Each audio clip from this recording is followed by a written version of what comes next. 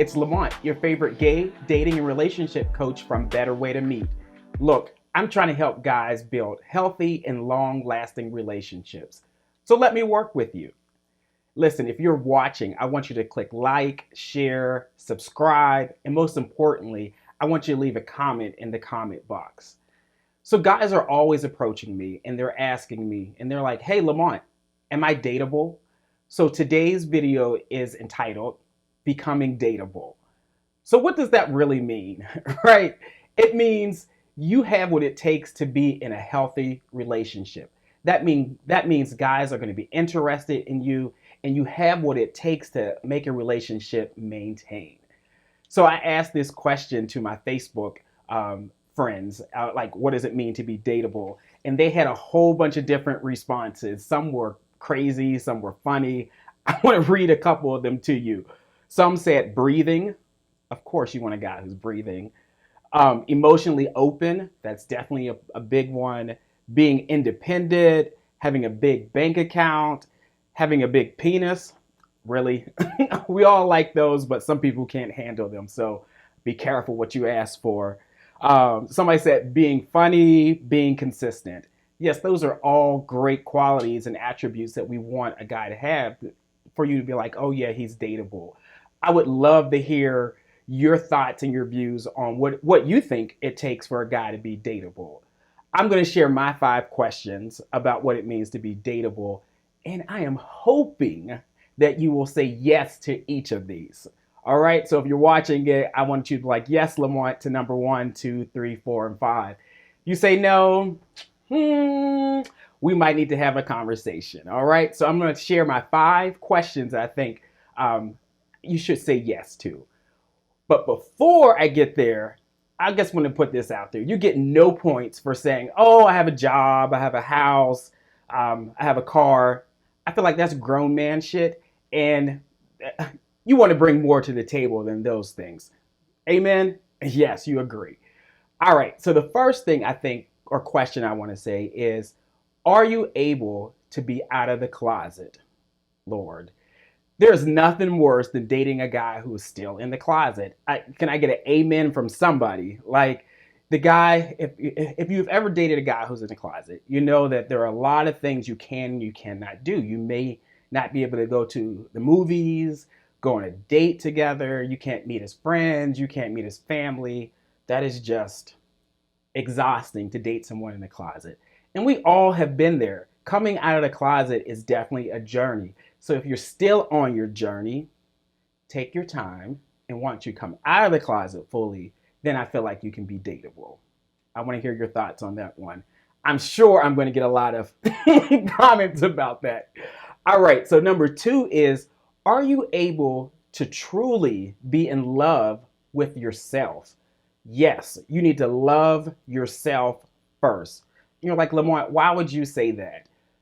If you can't love yourself, why are you going to expect another guy to fall in love with you? I mean, like, if you don't like yourself, you don't like your weight, if you don't like your height, if those things are coming across, a guy can see that. If you're sitting across a guy and he's like, I think this guy really doesn't even like himself, why is he going to want to be into you? So if you still are struggling with some self-esteem issues, if you think being gay is a sin, if you're going through depression, we all have gone through that process. I think you need to get help. And then once you get to a place where you love yourself totally, then you're ready to be in a relationship. I think sometimes guys will get into relationships when they have not fully healed, they have not truly fallen in love with themselves, and they're looking for that acceptance and that love from someone else, and they really can't get that from someone else. They can only get that from themselves. So number 2 is very key. Fall in love with yourself so that someone else can fall in love with you. All right, let's go to number 3. Number 3 is, are you able to manage conflict and handle conflict? I say this because dating is not for the weary. I feel like in relationships, once you date, you'll form a relationship.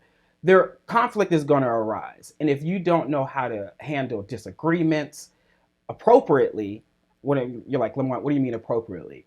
I mean, like without putting the other person down, without getting physical, without demeaning someone. I just feel like you're not ready to be in a relationship. You need to be able to manage conflict appropriately. In relationships, say conflict will arise. Like, say if you go on a date with a guy and he says something that you don't like. My guys are over 40. They're like, oh, I'm just done. I'm no longer dealing with this guy.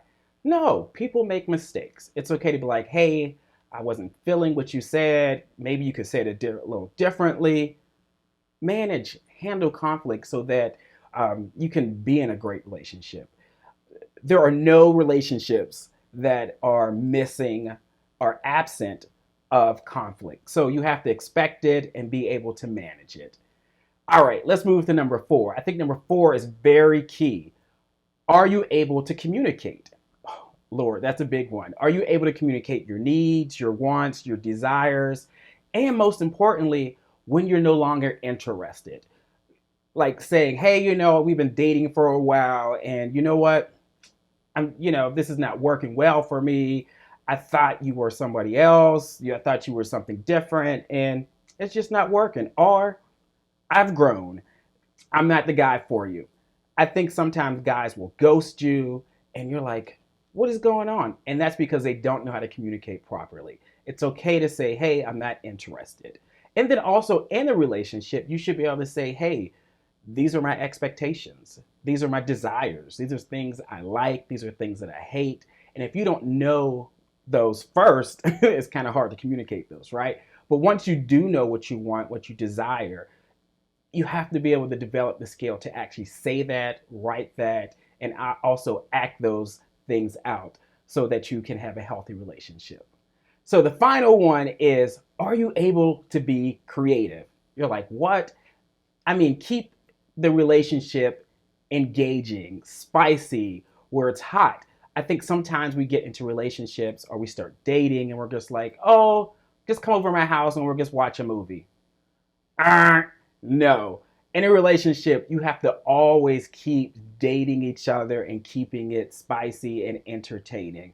You don't want to ever get in the rut where it's just like you're taking somebody for granted and the relationship gets boring.